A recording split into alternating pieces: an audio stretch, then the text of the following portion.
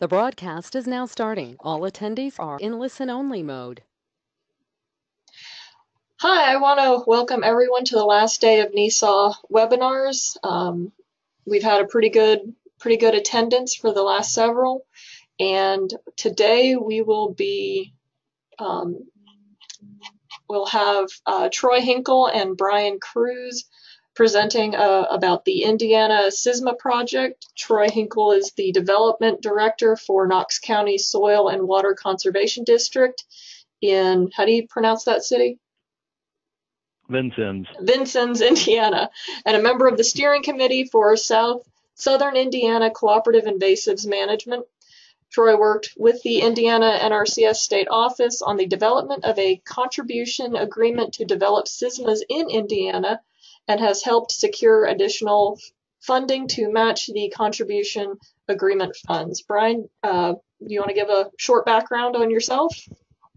Sure. I'm Brian Cruz, and I'm the Indiana NRCS State Forester, and I'm out of the state office in Indianapolis. Okay, so we are recording this presentation as we did for the other webinars. These recordings will be made available through the NESAW and the National EPC websites. You can ask questions in the questions pane on the GoToWebinar panel, and we will ask them at the end of the session. Those questions and the answers will also be recorded.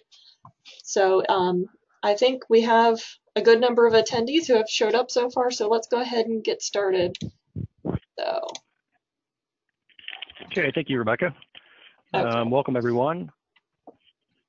We want to spend just a little time,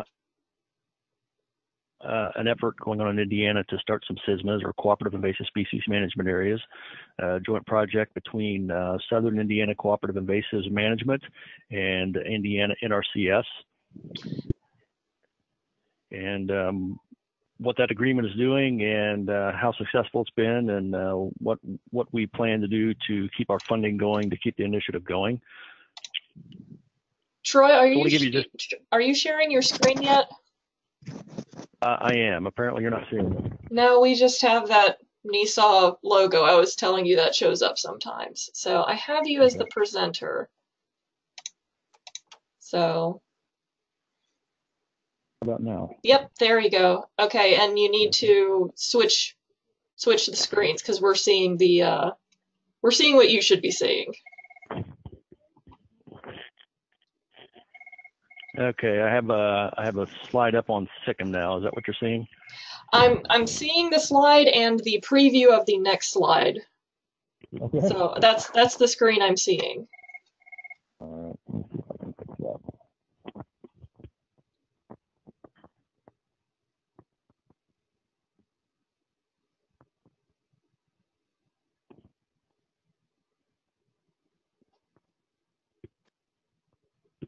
Okay, how's that? That's the same thing. Same thing. Yep.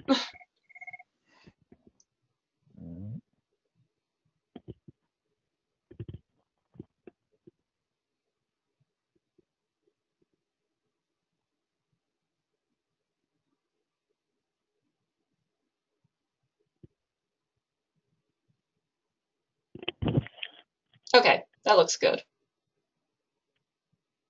All right, I'll do it from my screen. All right, so Southern Indiana Cooperative Invasives Management, or SICM, is an organization that started in 2008, and it was a group of agency professionals and committed citizens or concerned citizens who wanted to see the issue of invasive species began to be addressed in Southern Indiana. So SICM has a 35 county service area, which is about a third of the state of Indiana, a wide range of landscapes, and SICM began to make some headway in getting the word out to people and doing some public education, holding field days, training events, and that sort of thing, but quickly began to realize that the fight against invasive species in Indiana was not going to make any real headway until we had local groups addressing the issue. And so about 4 years ago, SICM started a project to develop CISMAs at a county level, and in some cases are typically in partnership with the Soil and Water Conservation District. and there were 3 or 4 counties that were able to start their own CISMAs, in addition to a handful that were already there. And we realized that this was the way to go, and it was showing some success. And of course, our limitation was staff. We were a volunteer organization at the time, didn't have any staff to carry water for the organization, and didn't have any funding to hire staff. And so we began looking around for sources of money that we could use to hire staff to carry on this CISMA creation project. And we wound up talking with Jane Hardesty, who at the time was the state conservationist for NRCS in Indiana. And we pitched the idea to her of putting together a contribution agreement between NRCS and SICM to provide some funds for SICM to hire staff to begin working with these soil and water conservation districts at the county level to develop CISMAs. And Jane was amenable to the idea. In fact, she said she'd been waiting for someone to come along and do that, but she said she wanted to challenge us to take on the project, not for just southern Indiana and the 35 counties in SICM service area, but for the entire state, so 92 counties. So the SICM Steering Committee decided to go ahead and do that. We needed a partner like NRCS, and it seemed like a match made in heaven on that road. And I'm going to hand it over to Brian here for a minute, and he's going to talk about why NRCS was the logical partner for SICM in this initiative. And Brian, I'll see if I can get my screen to change here. Not having any luck.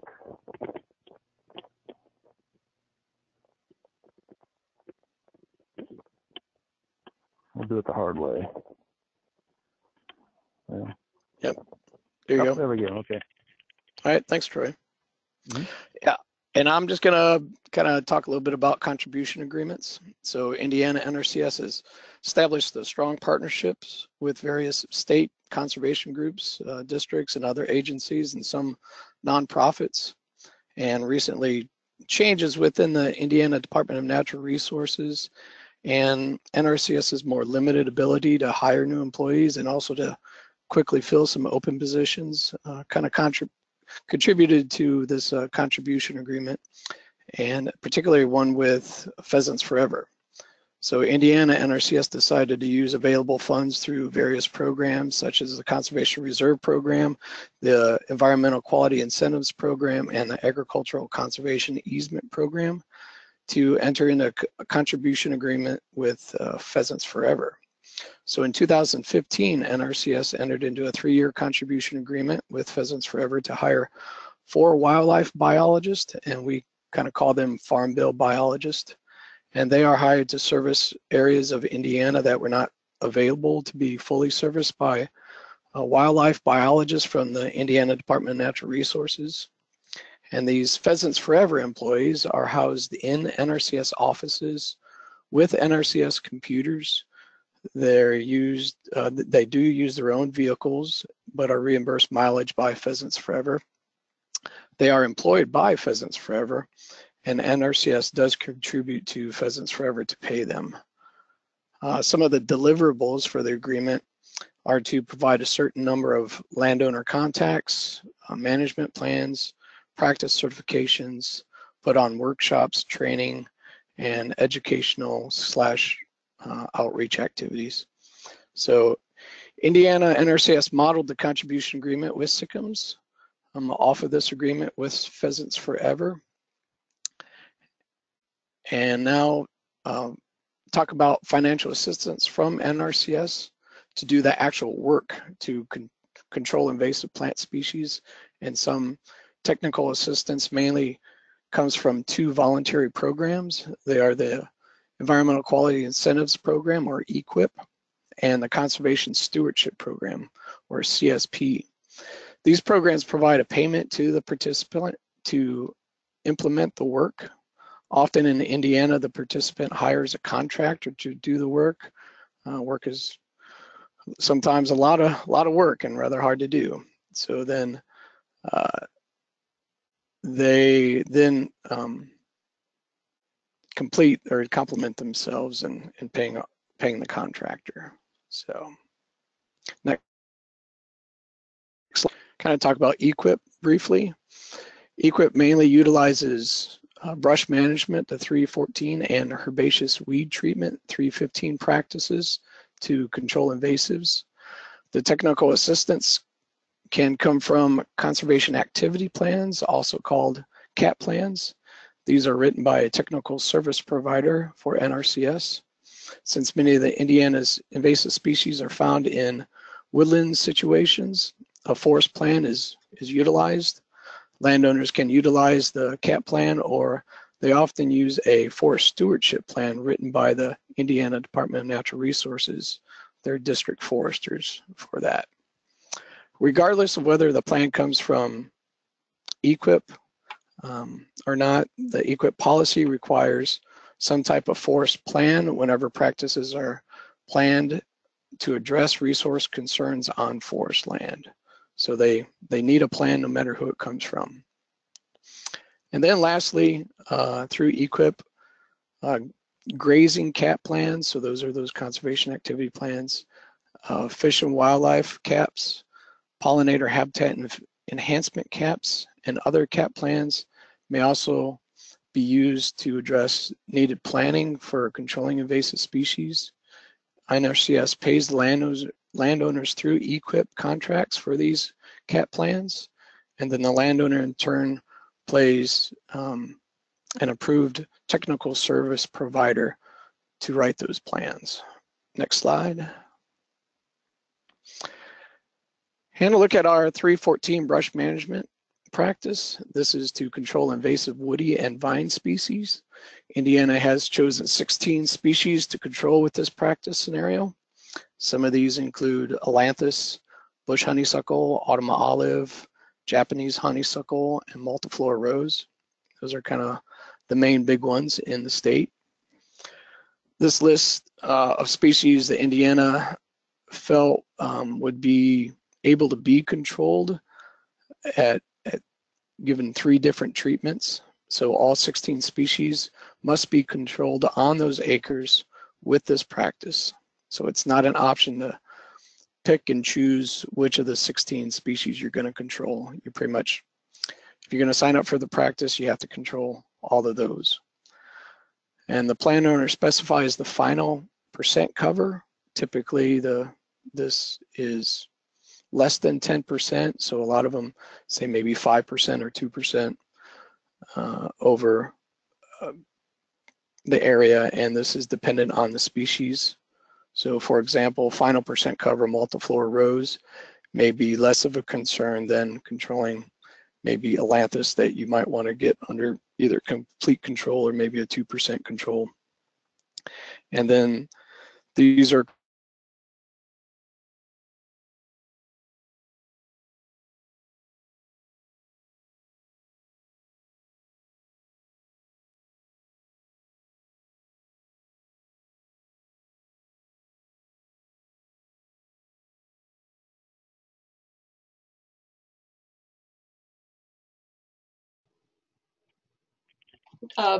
Brian? We may have lost your Troy. sound. Or, I'm sorry, who was speaking? This Brian. is Troy still here. Okay, we had lost Okay, sound. can you hear me now? Yes. Okay. Probably get too excited. I probably hit something. Okay. So as you can see at the bottom of the slide, those are the 2018 rates for Indiana. The high rate is pretty good. So with that, you should be able to get some big or some medium-sized equipment, such as a Fecon grinder in there to do the work. Next slide. For herbaceous weed control, this is used for herbaceous species in 3 different species. Those are Japanese stiltgrass, Serratia lespedeza, and spotted knapweed in Indiana. And these again are a 3-year payments at successively lower payments each year. So there we would start out with a high or a blanket rate and then move to medium spot rate the next year, and then the last year would be a light spot rate. Let's go to the next slide. Then just briefly talk about the Conservation Security Program, or CSP. CSP is mainly uses enhancements, but can also use practices to control invasives. There are many enhancements to choose from, probably too many to cover all in one day. And these are typically enhancements with the E314, E315, and E666 numbers. The enhancements used to control invasive plant species will have descriptions with wording such as to control or treat undesirable and or understory species. That's how you know if you can kind of use those practices for invasives or not. And due to low payments and specific criteria for the 314 and 315 enhancements, Indiana NRCS kind of encourages our planners to use those enhancements as more of a maintenance to control some of the populations, whereas the 666 enhancements are much better payment and could be used to control that initial treatment for those populations. That's all I'm going to talk about with CSP. It can be a good program for you. So I will let Troy take it from here. Okay, thank you, Brian. All right, so those are some of the cost share practices that NRCS in Indiana has for controlling invasive species, and SICM and its partners where those will come into play is SICM and its partners will feed landowners into those practices or those programs as they fit into them. So that gives us quite a bit of money for cost share for actually controlling invasives, and a lot of times that's one of the limiting factors. Is there are a lot of people that want to control invasives but lack the wherewithal to do so. So to the extent that we can feed people into these NRCS programs, that gives us money that we can use to make some headway against these invasive species. So the contribution agreement itself, there are several purposes of it. Of course, it's to promote awareness of invasive plant species in Indiana, educate the general public, and also we work heavily with what we call the Indiana Conservation Partnership, and that's NRCS, the Farm Service Agencies, the SWCDs in Indiana, the State Department of Agriculture, Department of Natural Resources, Purdue Extension, and Indiana Department of Environmental Management. And we work with those partners and their agency staff to help them identify and manage and control invasives on their properties, and train their staff to identify them so that when they're working with landowners, they can have that information as well. And of course, the big thrust behind this is to establish CISMAs around Indiana. Indiana does not have a tremendous amount of funding at the state level for conservation activities, and so Indiana has probably lagged a lot of states in the development of CISMAs because there's not been any money from the legislature to do that. We'll probably be able to do it without that, but that's one of the reasons Indiana is probably a little behind some states. So this contribution agreement will provide, as much as half of the funding that we're going to need to do that CISMA creation around the state of Indiana. The contribution agreement is a 50-50 partnership between NRCS and SICM. So SICM is out raising money to match the money that NRCS has put on the table, and NRCS has put $917,000 into this 5-year agreement, and then SICM is going to come up with an amount equal to that, and hopefully greater than that, so that we will have enough funds to hire the staff to get the job done in the 5 years that we want to do it in. So we, again, most of the money in the contribution agreement is going towards staff, and the reason for that is instead of spending money on invasive control, we're spending it on staff because we know that if we're going to develop these CISMAs around the state, it's going to take people to do that. So we're hiring 4 full-time specialists and a part-time coordinator. And these full-time specialists will be traveling around their areas to work with SWCDs or other partners in the various counties to get them started on the path to creating a CISMA. And we're not going to do it for them, but the idea is that if we have a group that's interested, we will come alongside and help and do anything that we can to make it get up on its feet and successful. So, we'll do everything from organizing call-out meetings to helping district staff identify the folks in their county who would be CISMA. We will help them find sources of funding at the local level so that they can hire their own staff or maybe have cost share programs.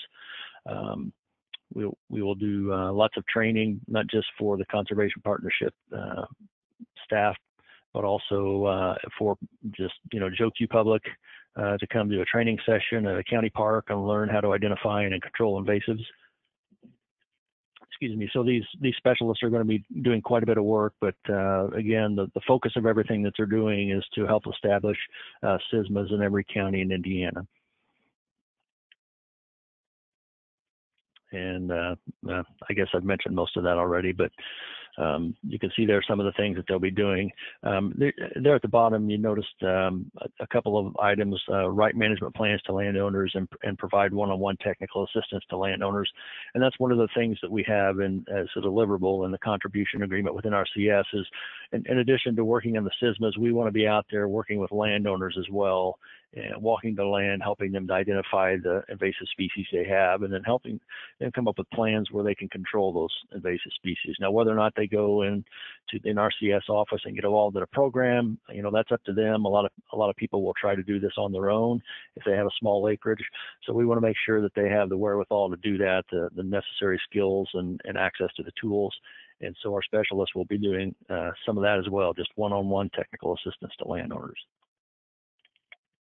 And then our program coordinator is kind of riding herd on all of this. And in addition to overseeing the work of the specialist, the program coordinator is going to work with other organizations in Indiana to help form sort of an umbrella organization, for lack of a better term, for all of these invasive species activities that are going on. There's no one organization that kind of speaks for the issue in Indiana. There are several organizations that have little pieces of it here and there, and so this coordinator will also be working to help develop that organization at the state level that can kind of address the issue as a central point, if I can say it that way. All right, in this slide, you can see that our goal in the contribution agreement is for 60 CISMAs in Indiana. That's 12 per year. We're hoping we can get to 92. Whether we do that in 5 years or not, we don't know, but that's our ultimate goal. And you can see we have just a few CISMAs in Indiana right now. I won't read through all those for you because they probably won't mean anything to you. But I guess the gist of this is out of 92 counties in Indiana, we've got maybe eight counties that are covered by a CISMA, and so we've got quite a bit of work to do. We've got several counties where we have great interest, and so the list that you see there will hopefully grow by about another 12 to 15 by the end of this year. And I won't go into too much detail on CISMAs because I assume that most of you folks that are listening in on this call know what a CISMA is and what it does. But it's people out there taking care of their own land and helping others take care of their land, coming up with projects, doing training programs, and doing some communications work as well, getting articles in the paper, spots on the radio, doing presentations in front of civic groups, and all those fun things.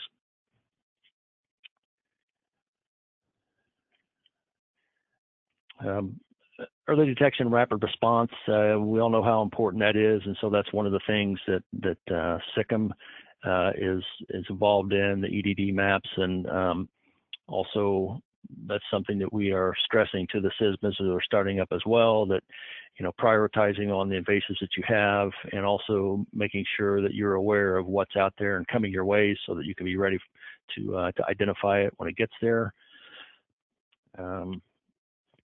And we're also helping some of the districts and other partners that are wanting to start their CISMAs. We're going to try to secure or help them secure funding so they can hire their own staff. One of the things that's very key in this is just having someone on staff who can pay attention to the issue.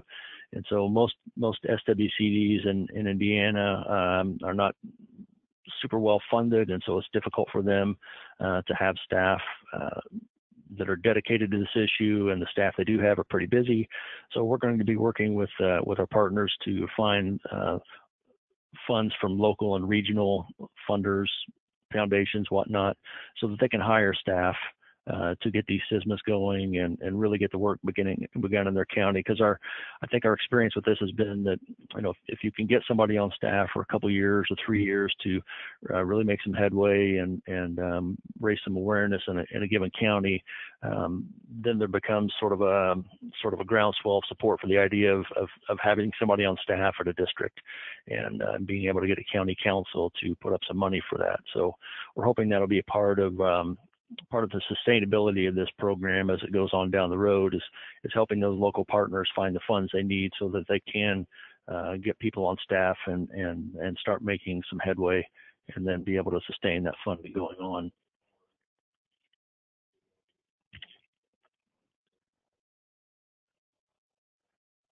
Okay. Okay, And, can you hear me now? Yep. Yes, we can. Okay, had it on mute. So Indiana NRCS, our field staff, primarily our district conservationists or DCs, have been very interested in their role in this and what would be asked of them in the partnership and with their local CISMA. So NRCS has given out some basic guidance to the field. So your particular state NRCS may choose, you know, to be more or less active than what guidance we've given to our employees. But Indiana NRCS will be an active partner and help build support in the local CISMA. The DCs can be on steering committees, but we've kind of informed people not to be the chair of the committee or lead the committee. And DC should inform the group about NRCS technical assistance and our financial assistance opportunities. They should also help identify the key people in the area that would make good members to the group, and also help provide input on comprehensive plans in meeting the NRCS practice standards. DCs are also encouraged to attend workshops and training hosted by their CISMA and hopefully be participating in those events. So, you know, we've kind of hoped that the CISMA agreement will help out our DCs rather than be, I guess, an additional burden to manage for them, since in most cases NRCS is kind of the only show in town when it comes to land actually moving forward on invasive treatment and that work.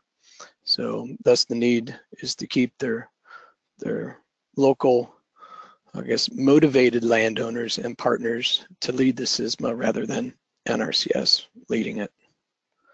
Okay, Troy, next slide.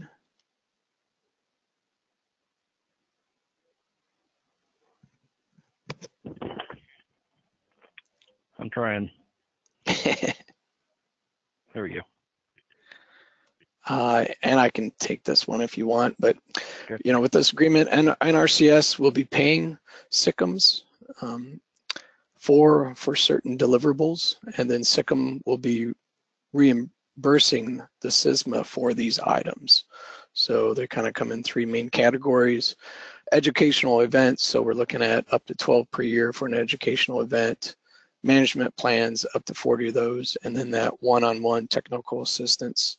And these are likely to be smaller acreage in size. Here in the state, we have a program through the Indiana Department of Natural Resources for classified forest. So a lot of times they have a minimum acreage cap for forest land that they'll assist with.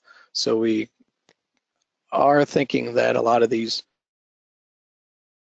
technical assistance will come to some of those landowners that aren't receiving assistance from the local DNR. And these are up to 80 per year. So I don't know, Troy, if you had anything more to contribute to that slide. That's the gist of it.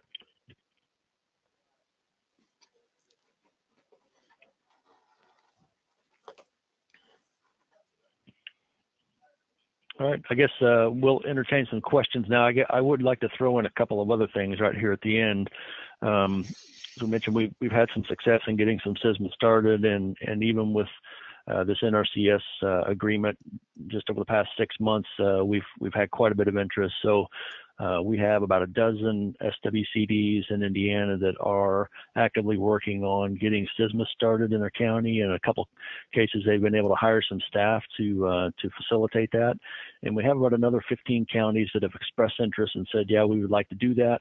And so as soon as we have the staff in their area that can work with them, we will start working with those counties as well to get districts started and developing their CISMA. So we've been very happy with the response that we've gotten from this. I think we're going to have to hold on for the ride because I think it's an issue that's really gained some momentum, and folks are beginning to be aware of it enough to know that it's a problem that has to be addressed. And the districts and NRCS know that in most counties they're going to have to be the ones to address it because there's just not another organization there that can do that. So we've seen some good results with this. And we hope to have great things to report in the future. And I guess that's all I really have to say. So Liz, or sorry, Rebecca, if there are questions that we could answer. Yes, there are a few questions. Nancy Olmsted asked, are the NRCS payments for education events, technical assistance, etc., in addition to the contribution agreement or part of it? Yes, they are part of it. So those payments are payments through the contribution agreement. Okay. Elizabeth asked, are the CISMAs just focused on weeds, or will they work on other species as well? For the most part, right now it's weeds, and I guess Brian, you can chime in on this too. We know there are lots of insects to be on the lookout for, some aquatic stuff, and so those are part of it as well. But I would say for right now, for most of Indiana, it's the plants that get the most attention. We do have some partnership with Purdue Extension, and they're bringing more of the entomology into it, raising awareness among the CISMAs on that front as well. So I think that although the weeds are the biggest part of it right now, or the plants, I think the other, the insects and the animals will become a more integral part of that as this goes on. And I do think, Troy, Indiana has got some wetlands and quite a few little ponds and lakes and stuff out there. So that, with Indiana, there are quite a few aquatic invasive plants out there. So I can imagine some of these CISMAs will probably have some local lake management groups involved with them, when that's an issue. Yeah, and that brings up an important point. One of the great things about having a local CISMA is that they're able to address their local invasives issues. So, in northern Indiana, they have lots of lakes, and so they have problems with Elodea and different things. And so, they're going to focus on the things that are problems in their county, and those are going to be different than the problems that we have maybe in Knox County or somewhere down in southern Indiana. Okay, that's good. Thank you for those answers. Amber asked, will the CISMA groups be required to go through the soil water conservation districts? We're not making that a requirement. Adopted the approach of working first with the SWCDs. If for no other reason, then it's going to be an interest they have, and in most cases they'll have staff who can give it at least a little bit of attention, but we certainly don't want to restrict it to that. And in fact, we have 2 or 3 counties where we have CISMAs that are not an outgrowth of the SWCD. It's just maybe a group of concerned citizens that have gotten together and formed the CISMA without the SWCD. Okay. Sherry asked, how do we make the NRCS and other states aware of this type of partnership? I'll let Brian tackle that one. Make people aware? It's hard to make people aware. Yeah. So, NRCS, we're putting on training them for our employees and put out a bulletin and go to some of the area meetings to inform our staff of CISMAs and how this agreement is all going to work. But, as far as the CISMA, getting out the word to others, going to be a little bit different. Probably may or may not always come from NRC. Yeah, so it's really going to depend on your state and how active NRCS is. Okay, Nancy asked, will SICM be giving the CISMAs directions in terms of how to set priorities or how to set goals and objectives? One of the difficult things about getting a CISMA off the ground is identifying what it should do. Will you provide guidance? Yes, we will. In fact, we have just the beginning of an agreement with Purdue Extension, and they have a program that does exactly that. It's a multi-session program where that's facilitated, and they have trained folks who walk the participants through to identify what the needs are, how to prioritize those, and how to find the necessary resources to go and tackle those problems. So that's probably not going to start en masse until late this fall, when Purdue has that program printed and has some facilitators trained. But that's certainly something we want to do. I mean, we want to do everything we can to help these CISMAs become successful, and helping them identify and prioritize is certainly part of that process. Okay, and Sherry asked, how does the NRCS reimbursement to CISMAs work? Where will the CISMAs get their money for upfront expenses that will be reimbursed for education events, management plans, technical assistance? You want me to take that one, Brian, or you want to? You can go ahead, and Okay. I'll fill in if there's any Okay. gaps.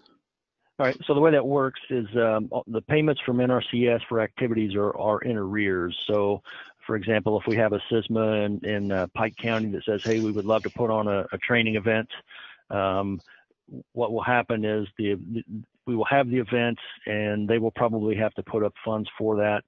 SICM can certainly help cover some of those expenses and provide staff and training and whatnot, or trainers. And then after the event, then we can submit to NRCS for reimbursement for that event. And the money will come directly to SICM, since SICM is the organization that has holds the agreement with NRCS. And then SICM can pass some of that money down to the CISMA to help cover whatever costs were incurred. So it's a little bit of a convoluted process, but it is reimbursement in arrears for deliverables. And so the money comes after the fact, but you know, we'll try to do everything we can to make sure that's not a limiting factor for districts. So if somebody wants to put on a CISMA event and they don't quite have the funding, we might be able to find other ways to get that project done before we get paid for the project from NRCS. Okay, so Nancy has a question. Is the contribution agreement at the discretion of the state conservationist, or how did this exactly come about? Was it a competitive grant process? No, it came really with Troy and others from SICM's meeting with our state con, and she had, you know, available money at the time through some of our programs. So it's one of those where we needed it. They were the ones that proposed it and went forward with it. Yes, and it is not a competitive grant program. But if you're interested in doing something like that with NRCS in your state, be happy to have anybody contact Brian or I and kind of walk them through how that happened here. NRCS is different in different states, and so the avenues may be a little bit different, but I'd be happy to work with anybody who's interested in taking that route to see what they might need to do. And Troy, we might also want to mention that you guys have also got some other grants and some other funds to help with that 50-50 match too. Yeah, we have. We've secured $300,000 from the Indiana State Soil Conservation Board. They give us a 5-year grant, so we'll get that money in 5 installments. We received some funding from the Indiana Association of Soil and Water Conservation Districts. And we also have a partnership with the Nature Conservancy Indiana chapter, and they're providing for us to help fill one of those positions. But that's tantamount to having money in the bank, so that's helped with some of the funding as well. So we still have a little ways to go on the funding, but we've I probably gotten a little farther by now than we thought we would be. Okay, Sherry had another question. Who in the NRCS in each state should we contact to discuss the possibility of implementing this program? I am in Florida and we already have CISMAs covering the entire state, but we need funding. So CICMs went to the state conservationist and assistant state conservationist and discussed it with them. I don't know, Troy, did.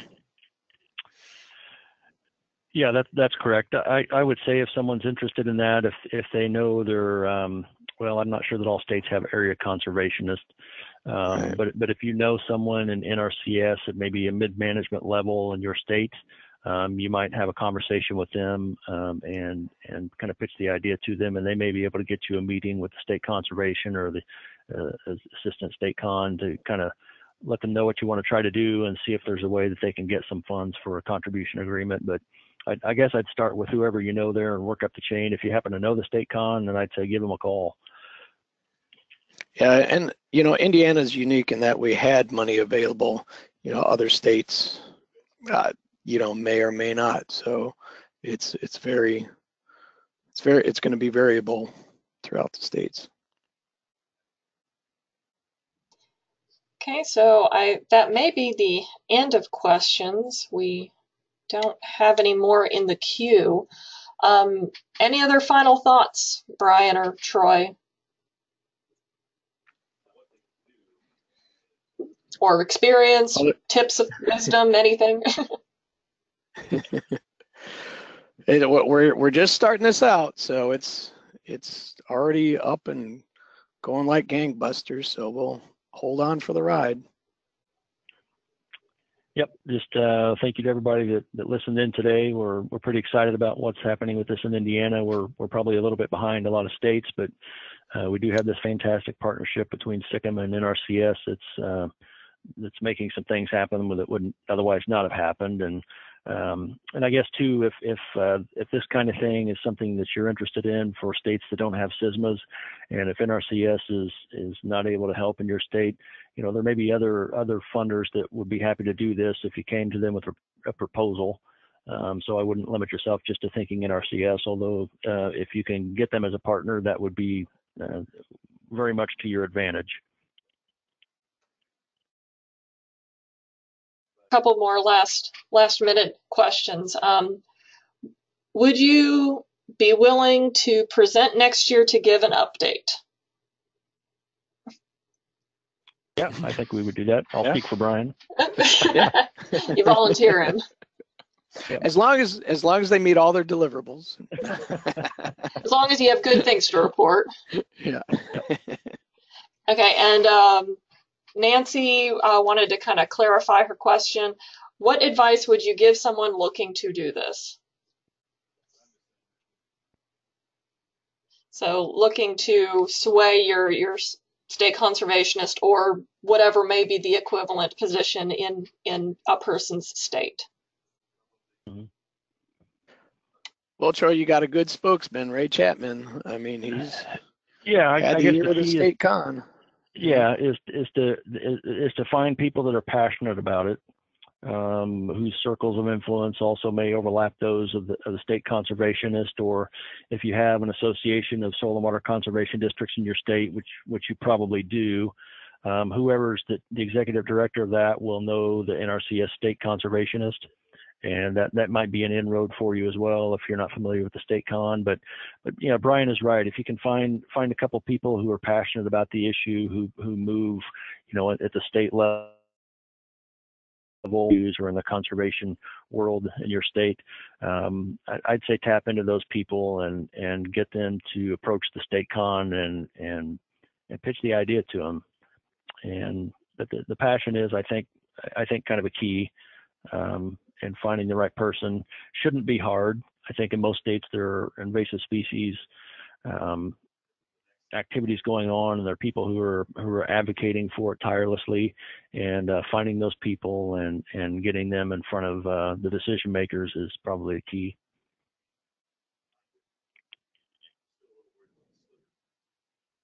All right, and so I think that's the end of it. We've got some thank yous, and Sherry's excited you'd be willing to present and give an update next year. Okay, well, thank you very much. Yep. Thanks. All right, and I want to remind everyone that these recordings will be available through the NESA and the National EPSI websites. So if you did have someone you wanted to share this information with, perhaps your state conservationist or some other equivalent positioned person, then you will be able to send them a link to these recordings to kind of give them some information on how Indiana kind of navigated their way to creating these agreements and having all these different programs that they work with. I'd like to thank Brian and Troy for presenting, and I hope to see them next year. Quite welcome. Hope to see you as well. Thank you. All right. Thank you, everyone for attending.